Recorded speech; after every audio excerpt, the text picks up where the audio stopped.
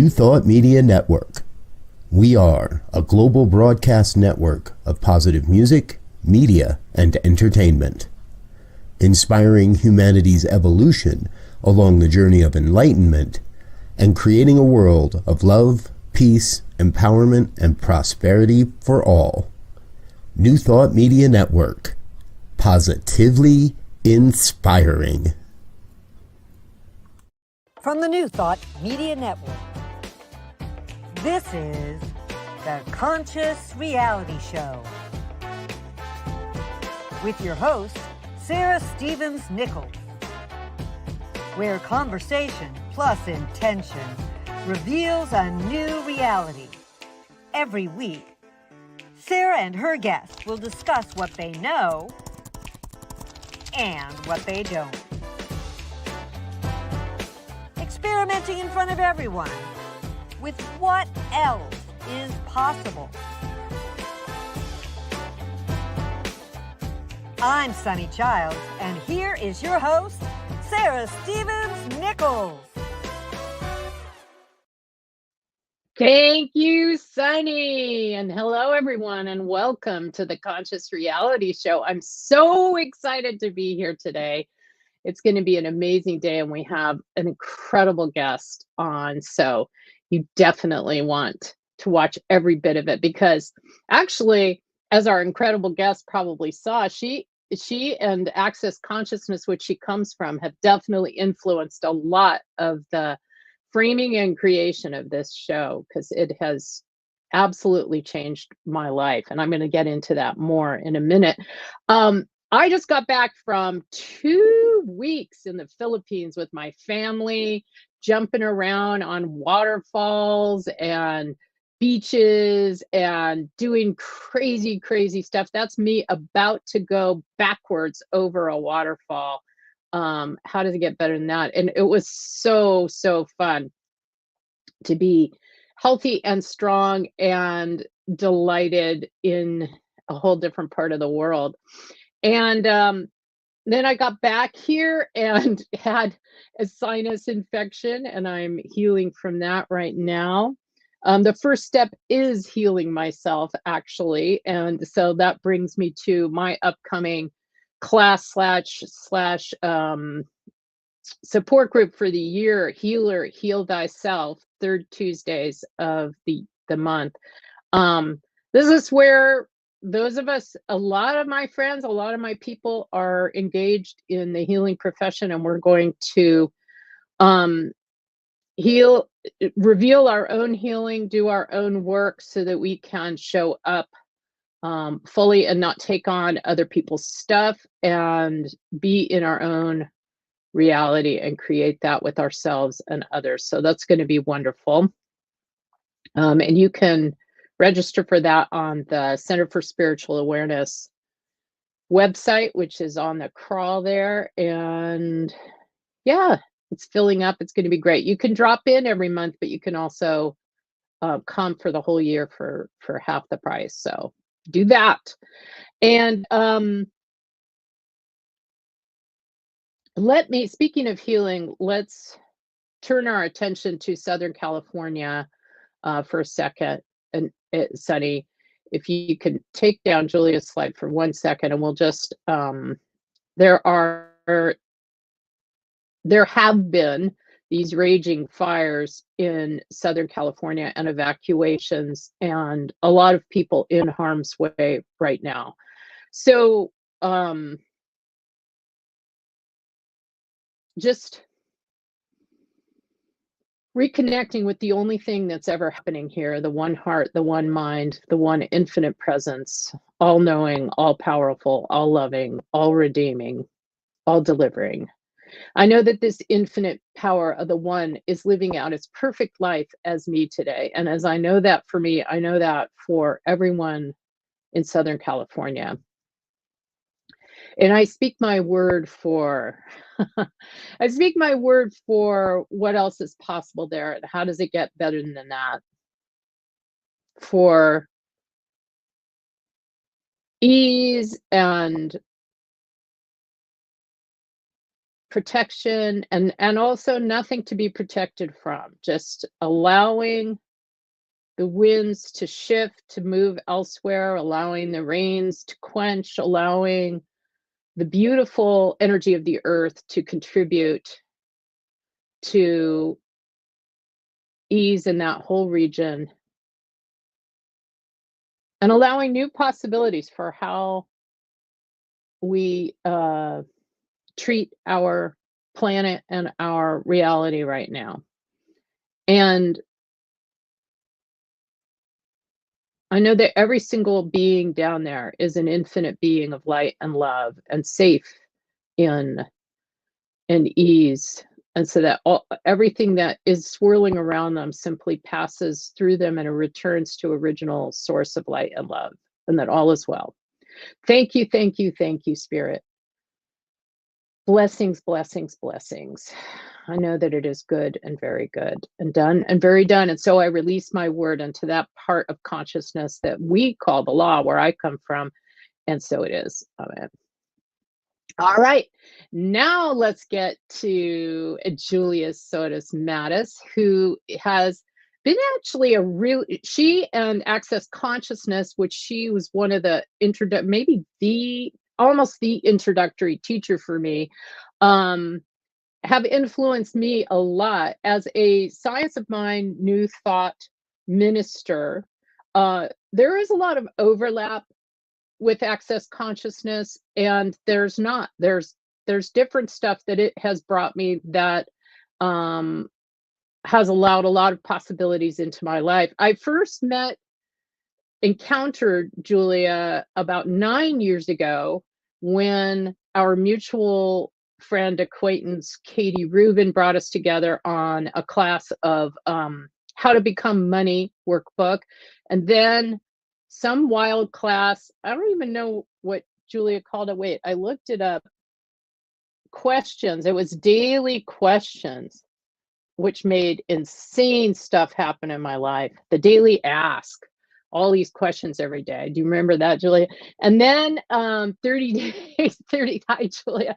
And then 30 days of energy pulls, and which I have kept doing. You know, I have those recordings and I just keep doing them and doing them. Every time I have anything stuck in my life, I go back to that. And then since then, I've got an exposure to Dr. Dane and all sorts of other teachers in Access Consciousness. But Julia, I come back to over and over again, this beautiful young spirit who is changing the world and creating a new reality, and showed me how to create a new reality and taught me those words. So welcome, Julia. Yay! That's awesome. Thank you. That was such a great introduction. Thank you so much.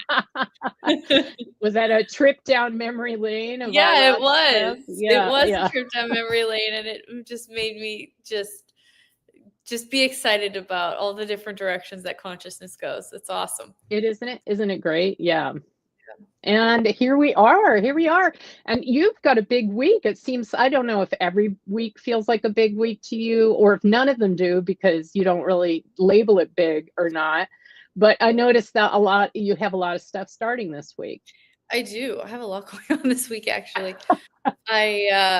Right at the top of the next hour, I'm excited because I'm starting a clearing statement class, which Access Consciousness clearing statement is, as you know, it's just one of the most powerful tools. Like if there's anything I ever want to change, or there's anything that I need to make work that's not working, it's like, I'm like, okay, let's just do clearing statements on it. And so I love them. And so I'm doing 100 clearing statements per day on exponentially expanding business. So I'm excited. That's what's coming right up next. The first of all the different things going on this week. So. Oh, that sounds great. You recently did, that just makes me think of, you recently did a little class, a little item on how many structures am I using to avoid the business that I'm choosing. And I have been doing that clearing every day for several months. And oh my God, even after like 2 days, maybe even 1 day of it, all this stuff opened up in my in my professional life. I think that's when I first got a call from a publisher that they were going to publish my book, then, other stuff. And then this show, I think, manifested right out of that. Wow, too. So, yay. Yeah. Awesome. Yeah. It's just so you're the queen. Just everything is just, gosh, there's just alternative magical ways of doing everything. And we just need to learn them and do them. And everything becomes possible in life. It's just wonderful. Yeah. I love your backstory because you're, from this province in Canada that is cold and no one in the US even knows exists. And then you just came out of that and got exposed to Access, right? And then all of a sudden your whole life changed is my sense. Yes. Is that right? Or am I making that up? You're not making it up. That's the perfect synopsis. You're like just great with you have the total energy of all of it. And my mom introduced me to Access, actually. Did she? She did. Fantastic. Yeah. Like when I was 2 years old, like I came in and I was like, I want to do something different this lifetime. Like I was like, I am ready to rock it. So when I was 2, my mom became a Reiki master, and she would always take me along to the classes, like in a lady's basement in like a city that was 3 hours away. And I just love the energy. And my mom's Reiki master gave me 2 Reiki stones that I still have when I was 2. Wow. And I just I was like into it at 2. Like I knew what was going on and I was into it. And I loved the energy and I loved what they were creating. And then I was just sort of very existential, like in terms of thinking at 4 or 5 years old, like, if I turn left right now, probably didn't even know what left and right was. I was just like, if I go over there, is that my fate and my destiny? Or did I actively make that choice? And I was just thinking those things just right from the start. So wow. I was always so into like, how do you make life work and how do you go beyond normal reality into consciousness, into enlightenment, into a different possibility? Yeah. And so then were you one of I know that there are Access consciousness, like kids and teens that get exposed to stuff about how you could, I don't know. I remember hearing something about being a superhero and like that every kid is a superhero, and in the sense that we're all weird and we all have our own normal things. Sunny, the voice of God, our producer, is a life-changing high school teacher. So she knows about the superheroes that kids are like crazy. But like, were you in all that, or did you get into Access when you were literally a teen, or did your mom just tell you about these things and then you ended up as an adult getting into it? Well, my mom, as soon as my mom found it, she sent it to me. So she like wasn't doing it without me, but she passed it over. I see. Mm-hmm. Yeah. But like, I mean, when I was 13, I was reading The Power of Your Subconscious Mind, and my mom had read The Power of Your Subconscious Mind, which is just such a great book. I think I was like 8, and I didn't read it until I was maybe 12 or 13, but like she came to me and when I was like 8 or 9, and she was like, I read this book and it basically taught me that we as beings, or whatever word she used, know everything. We have access to all the knowledge in the universe, every dimension, every reality, everything that ever could have been in any way. All we have to do is access it. So what an awesome thing for a mom to empower her kid with at 8 years old. Yeah. And so like, I wasn't doing Access, but like, I had this empowerment of like, okay, I just need to access what I know. And so I would like, that shaped my life and framed the way that I thought about things. It wasn't like, I don't know. It was like, okay, so how do I find the knowing? If I do know, how do I find it? Yeah. Which is literally what my book is about. Amazing. Exactly. Yeah. That's amazing. And it's so empowering. And then when I was like, in my teens, I was like drinking and partying while reading Deepak Chopra and Eckhart Tolle at the same time. It was fun. I had a good life. That's great. And and then I was 19 when my mom sent me my first radio show about Okay. access. So I was like I was in year 2 of college. A young adult. Yeah. Yeah. At University of Winnipeg, as I recall. Yeah, that's right. Yeah. Yay. And I felt so like, as even though I'd done a lot of stuff, none of it was for me as powerful as access. So I still felt really like locked out of things energetically, and like there was a life and a world going on, an energy, something I wanted, something very powerful that I was disparate from, that I was disconnected from, that I wanted to be connected to. And then when I found access, I was like, after a couple of years of using the tools, I felt completely connected and in the flow of what I was looking for. And I was so thrilled. And now you are raising children, right? Yeah. And a stepmom of 3 kids, is it? Yeah. Wow. So I've heard you refer to these people as the most potent beings on the planet, children generally. I don't know about if it's your children or not. Are you still learning from them all the time? Yeah. I mean, I was 23 when I became their stepmom, which was crazy. Like bananas. But I was mature. I'd already run my own business for 4 years and was successful and had traveled to like at least 20 countries by that time. Like I knew how to run a business. I was facilitating people who were in their 70s and 80s as a 20-year-old kid. And so it was like, to do that was actually quite normal. Yeah. And you had your own mixing bowls, as I understand it. You had your own set of mixing bowls by that time, which is a real sign that you're ready to keep house. Yes, I did. I was like, okay, that's how my daughter is too. She loves like nesting and kitchen. Except she's traveling around the world for a year, so I don't know if she's not nesting too much. But anyway, so you got there, and Well, and when my husband was, my now husband, he was not my husband at the time, when he helped me move into an apartment in Vancouver when we were just dating for a few months. And there was like no sense that I was going to marry him or become a stepmom. Like I'm this little kid, and not really, but I was, I was so young.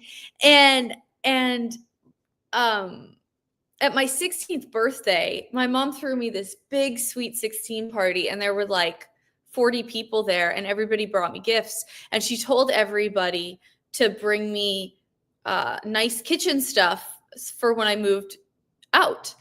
And so I had like a gorgeous KitchenAid mixer that my mom and dad had got me for that birthday, and nice like dishcloths and tea towels and mixing bowls and electric mixers and all kinds of things. So it was like, I was like totally set up. It all got stored in the basement from when I was 16 to when I was 18. And then as soon as I moved into my college dorm, which had a full kitchen, I had everything. My full kitchen. That's hilarious. When my husband was moving me into my Vancouver apartment, he held the KitchenAid mixer and was like, I'm so sad that my daughter will never have anybody to teach her these kinds of things, And then we were married a year later. 10 months later. We were married 10 months later. We got married really fast because I needed to get my green card. So we're like, all right, here we go. Instant family. Yep. Well, and speaking of which, I know one of the things that you have an ongoing membership in, and maybe they're meeting this month, is the Trophy Wife club, or I don't know what you call it, but why would anyone want to be a trophy wife? And how do I relate to that? How do I relate to that as an old lady who's already married? Why would I want to be I'm already pretty darn lucky. Mm-hmm. Well, trophy wife is sort of it's not a joke. It's a joke, but it's a great. Yeah. It's like, it's provocative. Really, yeah. Exactly. It's provocative. It's fun. And it's really about receiving and not needing to do everything on your own and be an independent woman. Doesn't need a man who thinks men are oppressive, and and some men are oppressive and some women are oppressive. And so it's really this thing of what if you could really receive from everybody in your life? What if you could receive from the man in your life who, if he is a kind and caring person, which if you chose him, I hope that he is, if you're with somebody who's kind and caring and wants to contribute to you, why are so many women not receiving from the men in their lives, from their husbands, financially, energetically? Why emotionally, are they sexually, emotionally, like, and for me, it was really my own self-facilitation from Gary Douglas. Well, from Gary Douglas that turned into a self-facilitation, which was like, he said, he was telling this story about how he was meeting with these lawyers and he said some very provocative things. And I said, why did you say those provocative things? And he said, because I wanted these lawyers to know not to treat me like a normal person. I wanted to set the scene so that they knew I wasn't normal. Don't do normal with me. And I said, well, how do I get people to treat me like I'm not normal? How do I set the scene? And he said, when people ask you what you do for work, say, oh, I'm a trophy wife. And I was like, gross. No, like I had so many judgments. Yeah. and you know, and that's a clue. Anything where you have that many judgments about it is a rich area to mine, right? Exactly. That's exactly right. And so that's what my teachings are and everything. So I'm constantly, I want to walk my talk, you know, I don't want to just say things and teach people things. I need to be it if I'm going to facilitate people on it. So I really had to go into, it was a lot. Like, I grew up around, not my mother, but my grandmother was especially vicious towards her husband her whole life. It was really ugly. And I took on some of those traits because I wanted to be like her. She was like, you can be a great grandmother and be a horrible wife, which she was. You know, I wanted to be just like her. And so I took on a lot of her negative traits too. So that was also part of being a trophy wife, was like not being so hard on my husband, which was which was a whole thing I had to, you know, we have to look at the evil of ourselves. We have to look at the mean things that we're doing. We have to look at the ugly and have allowance for that too. And I think that's a great strength. For me, it was like, but I can see how this relates to trophy wife as well. I always say that I got into really looking at spiritual work and what else is possible. I realized at that time I thought I was living with an asshole who was really critical of me. And it turned out I was, and that asshole was me. And I was kind of hiring my husband to reflect the internal criticism that I had, and then blaming him for that. And then I fired him, right? I just fired the critic part of it. And it stopped happening as I was let go of all the judgments I had of myself. Then I was able to receive this amazing man that I was living with. And I always wonder, I mean, he's the most fantastic person in the world. And we have this amazing, amazing marriage. And ever since then, I wonder how many people are living with someone another way to put it would be where they already are a trophy wife, but they have no idea that they are. You know, they already are cherished. They already are supported. They already are loved. This is actually what we teach in the Centers for Spiritual Living, is that we've already received everything we're going to receive, but we have to actually receive it. Yes, exactly. That's such a great way of putting it.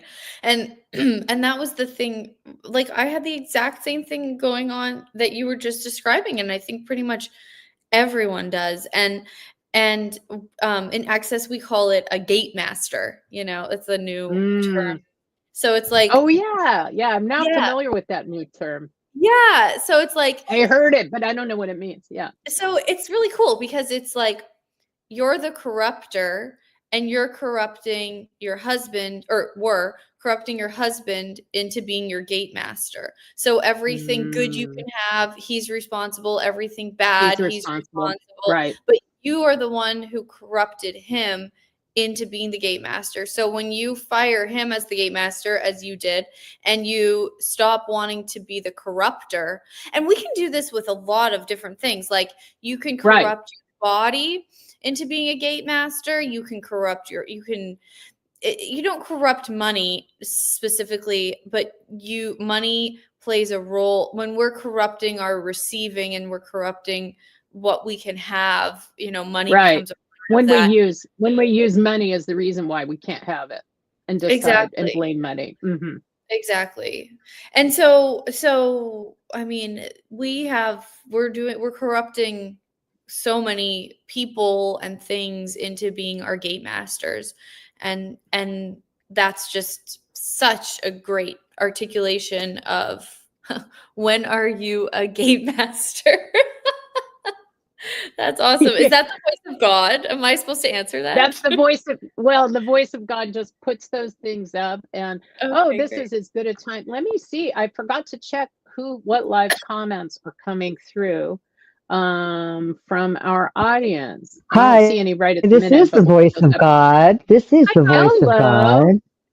Hi. I wasn't really asking you, Julia. I was asking our audience to consider it. But if you want to share, that would help me understand a little more. Yeah, well, I mean, it's like, where else? I mean, there's so many different examples of gate mastering. I mean, one of the things too, I actually just did a class on it, and I actually took some notes because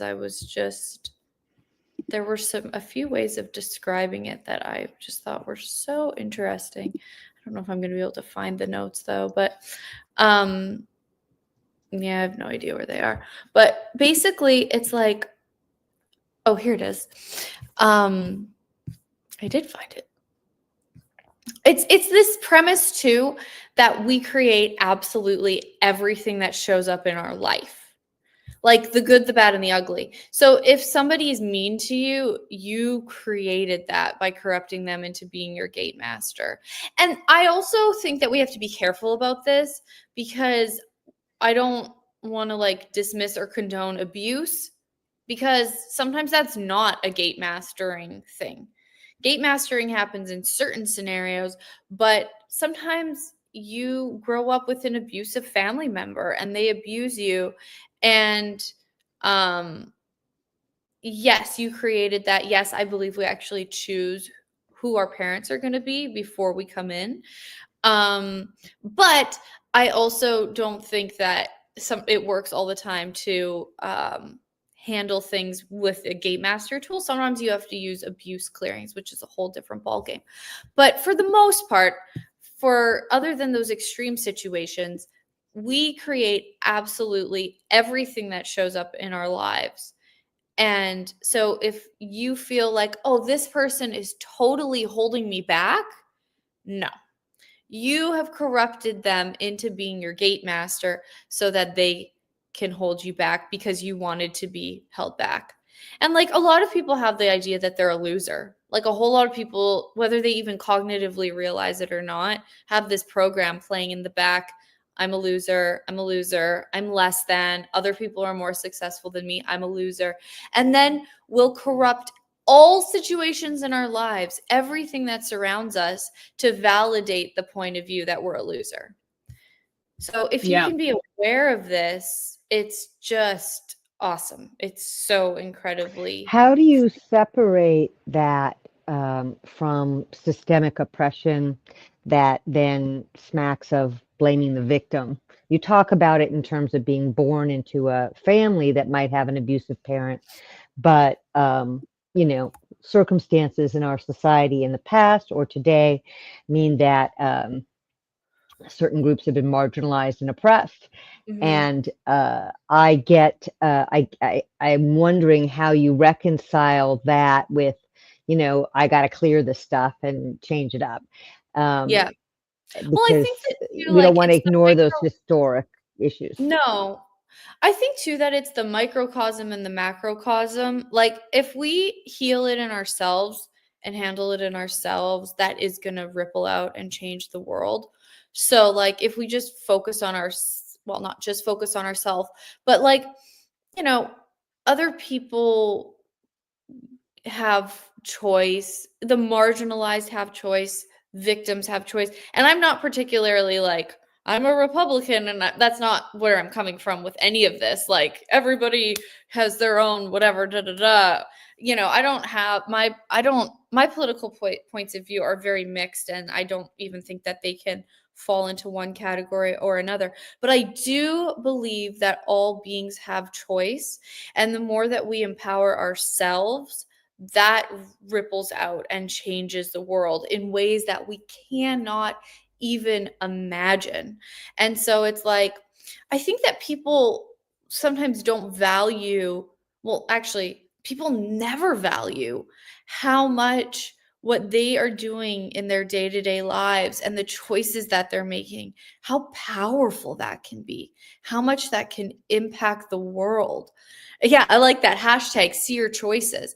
So it's like, if you want to change the world, make your life an amazing place to live. And people will see that and be inspired by that and be empowered by that.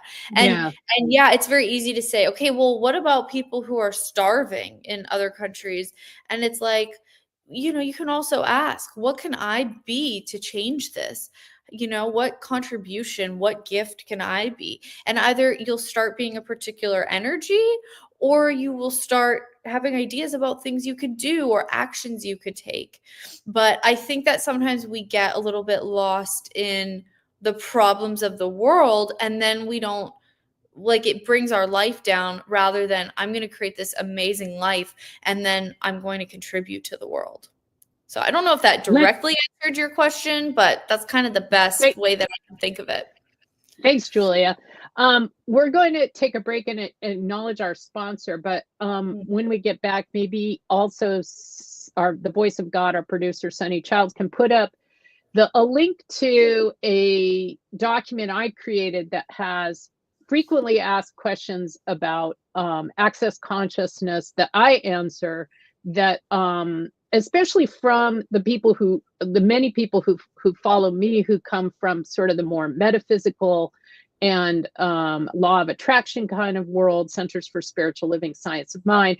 What are the differences? What are the intersections? Cool. Things like that. So you could put that up and people can use that as a way to navigate if they're coming from that land. And if they're coming from Julia's access consciousness land, they already will understand a lot of that stuff, but they also might be interested in the interactions too. So cool.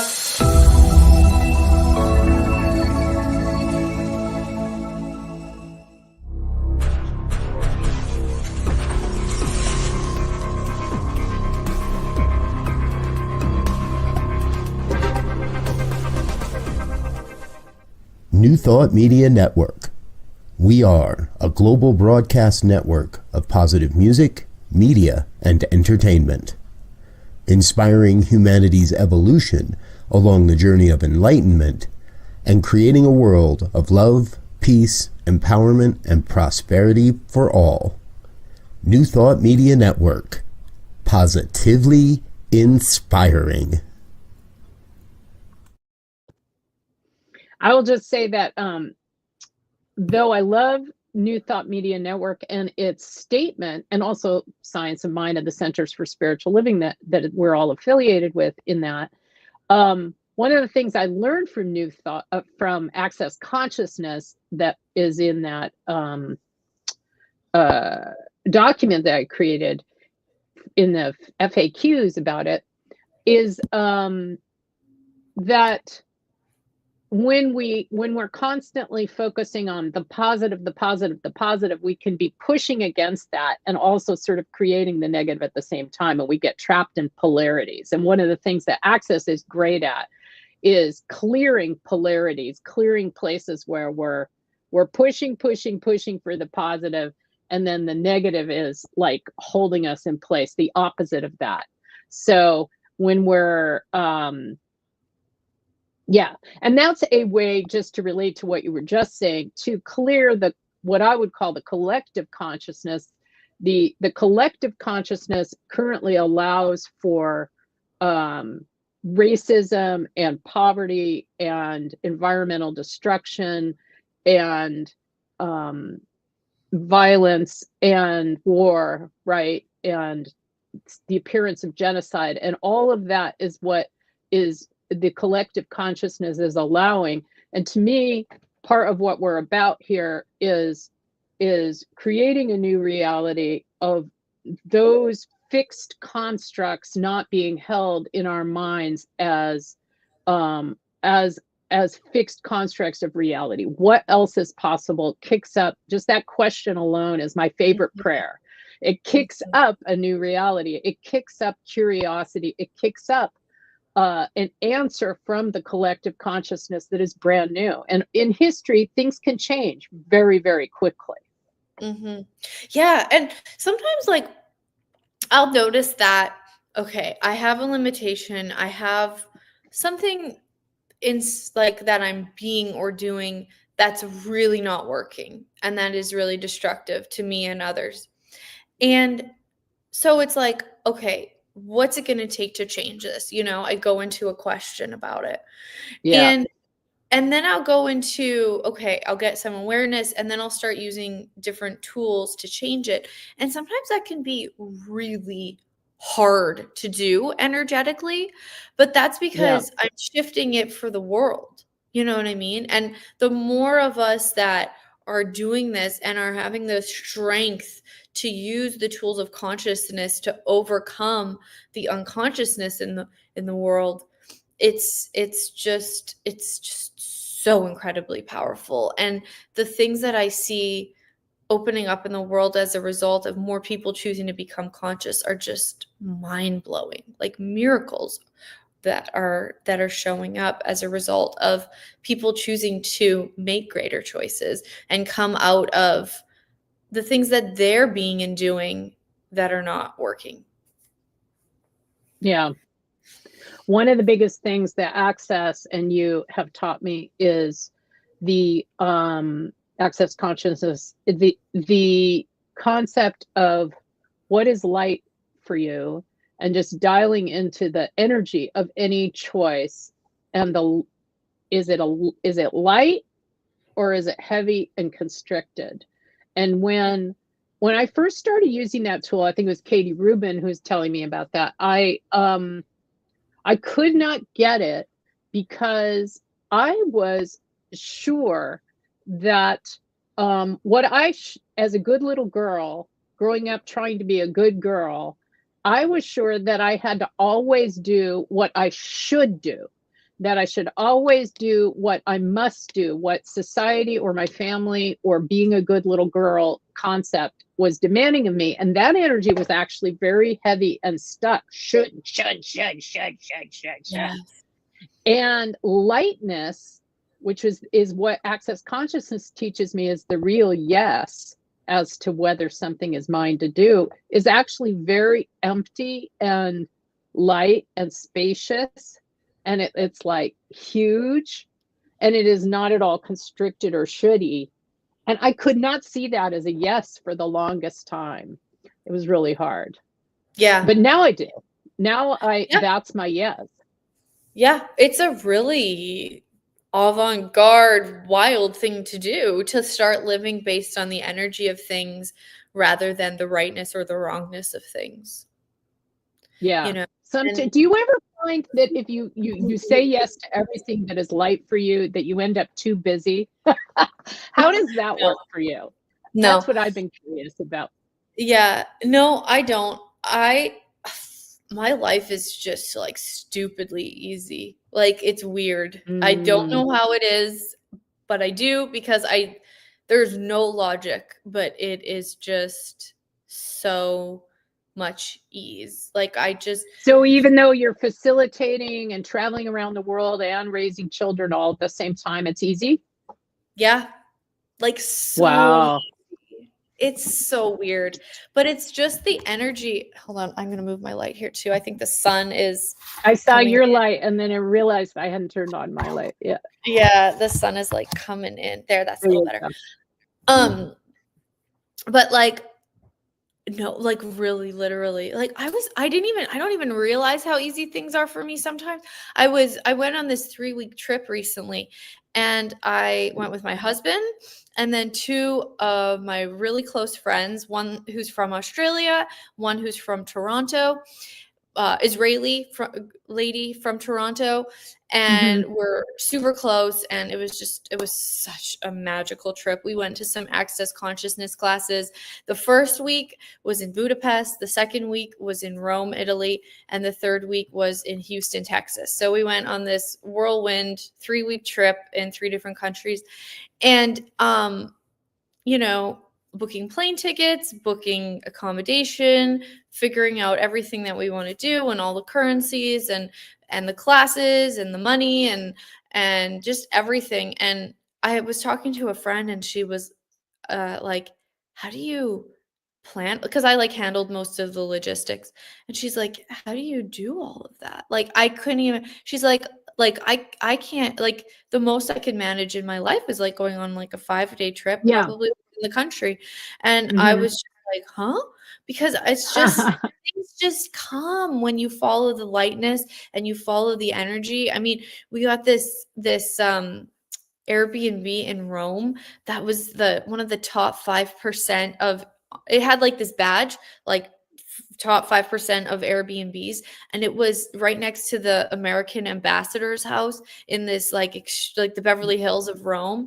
And Right. Wow. great price, and it was like it was decorated with like expensive like stuff that you don't put in a vacation rental. Like it was so out of this world beautiful, and our host was so lovely. He was like letting us borrow his car if we needed it, feeding us, like just things. But it's like when you contribute to consciousness, consciousness contributes to you in practical ways. It's not like, oh, I'm out in the backyard under the moon dancing around naked feeling the energy of the universe. I feel the energy of the universe in a non-practical way and in all the practical ways. It's like I'm taken care of by the universe. I'm a trophy wife of the universe. You know what I mean? Right. There's a word that I love, causated, and causated is like, the daughter of a rich lord or something. It's somebody who's really taken care of and looked after. And I feel so causated, so taken care of by the universe. But I'm also taking care of the universe with my choices. I'm doing my best to contribute to others, and really to contribute to myself. And as that, there's just more of me to kind of go around and to be able to facilitate. And it's weird how complicated my life would feel from the outside, but how easy it is from the inside. But it's all the tool you mentioned.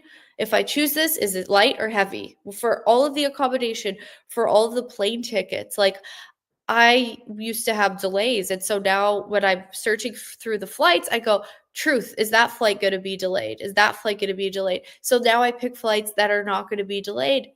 No delays. It's like amazing stuff. Yeah, that's interesting. I just scheduled, worked with our travel agent and scheduled this whole 2-week trip to the Philippines. Yeah. And I do not know how often I used light or heavy. I'm just like putting in my head. I did light or heavy on the whole trip, but I might not have done light or heavy on the individual choices within the trip. Although everything went incredibly well and it was an amazing trip. So, but it's good for me to notice that I'm often talking to people. I think it's actually from a standpoint of practice and getting a hang of this stuff, it's great to use it on lots of everyday choices, like little things, because then you practice with that. You see that it works. You see that you're attracting a new reality, creating a new reality, revealing a new reality. And then you want to do more, right? Yeah. Yeah. Yeah. Oh, our friend Tony is saying, when I contribute to others, I contribute to a new reality. Yes. Yeah. Yeah. And I love this stuff and I have a lot of fun with it. And I have wild things that happen to me all the time as a result. So I love when you tell your stories too. But like, I got that it was light earlier this week for me to throw my hat in the ring to be a delegate for the California Democratic Party on this progressive slate.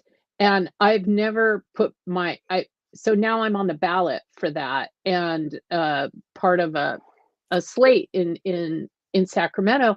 And I was like, Cool. why am I getting that's light? And why did that even come into my head? And why am I doing this? But then I started doing it and all these other things started falling into place, like people contacting me from wherever, even though it's not like I sent out an email about it or did anything. All I did was sign up.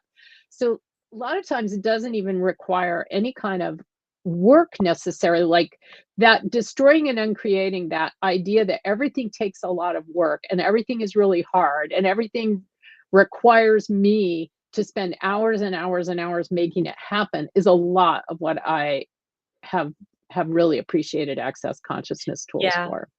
Totally. Right, wrong, good, And the bad, mantra of Access Consciousness, I'm sorry, go ahead. Oh, I just did muttered the clearing statement real quick. Okay. Yeah. Like the mantra of Access Consciousness is all of life comes to me with ease and joy and glory. And the first part of that is ease.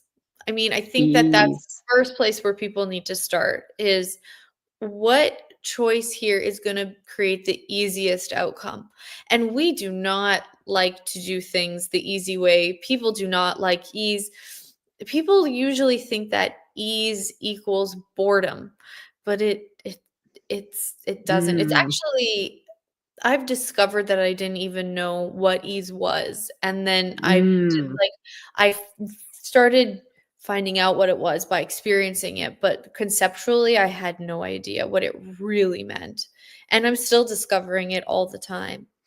And one of my favorite books is called The Book of Allowance. It came out about a year ago. No, The Gift of Allowance. It's a little blue book. It's sitting on my couch over there, but I'm not going to get up and go get it because I want to keep talking to you guys. But it's a little blue book. And it's called The Gift of Allowance by Gary M. Douglas, who founded Access Consciousness 32 years ago. And it is such a good book. I highly recommend it to everybody. It's not the lightest read, but it's an energetic enema almost. Everywhere you're not an allowance. And everywhere you're not having. Who doesn't love an enema? Exactly. Who doesn't love an enema? So here's a conscious enema for you all.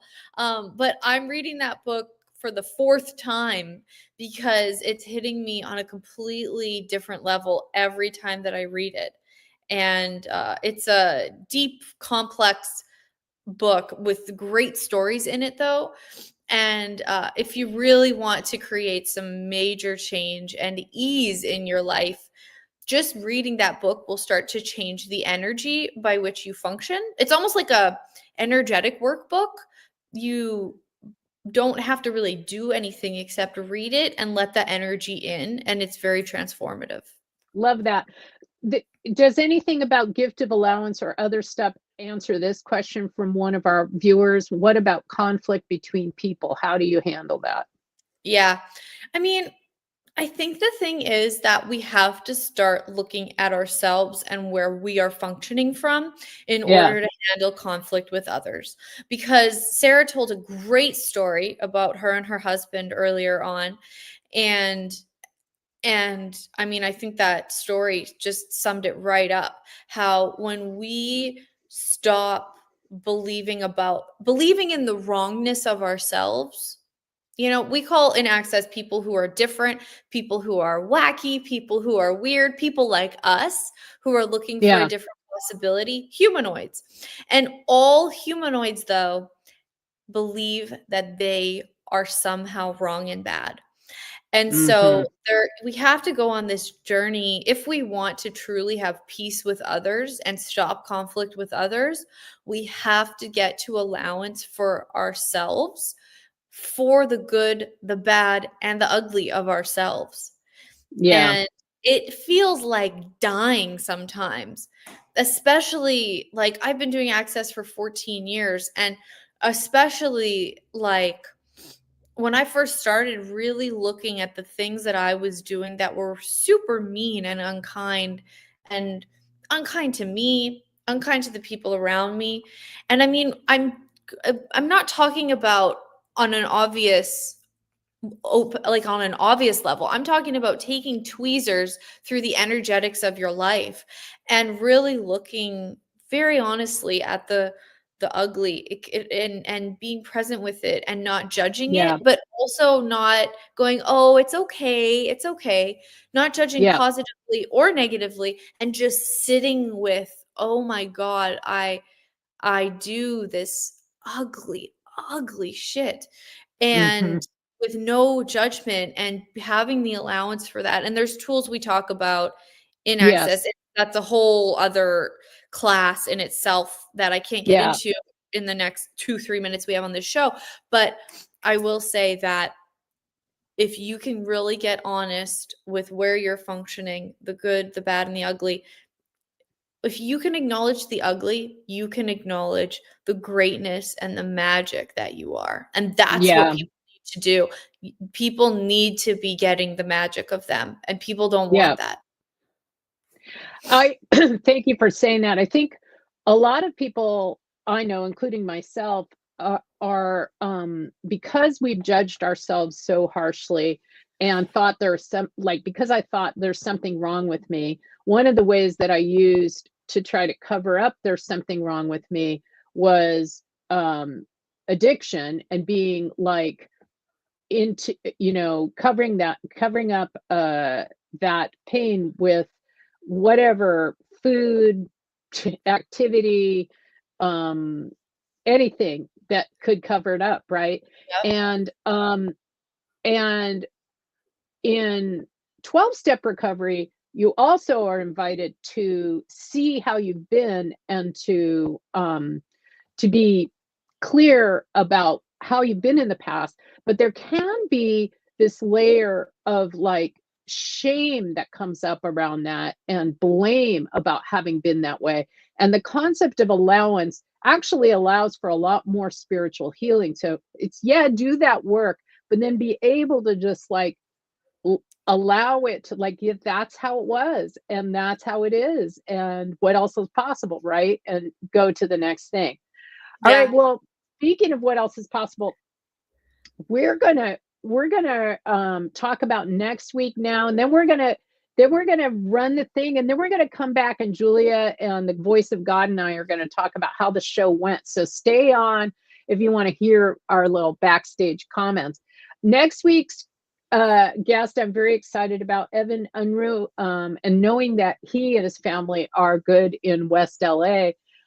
He is a trauma-informed coach, an award-winning commercial director, a workshop leader. He's like a life coach to the stars down in LA. He's a really cool and brilliant and fascinating guy. Can't wait for you to meet him next week. And then after that, we have Mark Anthony Lord, who is a social media sensation, teaches the Course in Miracles, and just absolutely like hilarious and dynamic. And he's another person who has changed my life entirely. And Marianne Williamson says she wants to be on the show, and we're figuring out how to bring her to you, even though she may not be able to be in this time slot. So stay tuned for all of that. Oh, wow. I have this course coming up, and I'm speaking in Bakersfield, which is actually the city I was born in. And I've never spent a night since we moved when I was 1 month old to Greece. So back to Bakersfield at the Center for Spiritual Living soon. Thank you, everybody. And let's go. From the New Thought Media Network, this is the Conscious Reality Show with your host, Sarah Stevens Nichols. where conversation plus intention reveals a new reality. Every week, Sarah and her guests will discuss what they know and what they don't.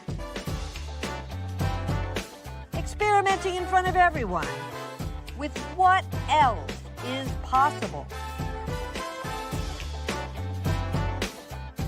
I'm Sunny Childs, and here is your host, Sarah Stevens-Nichols. Was that our outro or our intro? It doesn't matter. It's all the same. Sunny, you're muted, by the way. And hi, everybody. Well, how did you think that went, Julia? It was great to have you on. I thought it was wonderful. Oh, me too. I love what you guys are doing here. It's just amazing. Oh, thanks. Yeah, we're having a blast, I think. I keep thinking, there may only be, 5 to 10 people watching our show, but I'm having so much fun, it doesn't really matter, which can be true about anything. And of course, in and of itself is attractive. Yeah, no, it's amazing. And, there's just so much out there and so many different tools and different things that people can use to heal. And it's just really cool to see that you're bringing in all of these different things. Hey, I see that you streamed it on Facebook as well as YouTube. I didn't even, I know theoretically we're supposed to be able to stream on Facebook, but I think our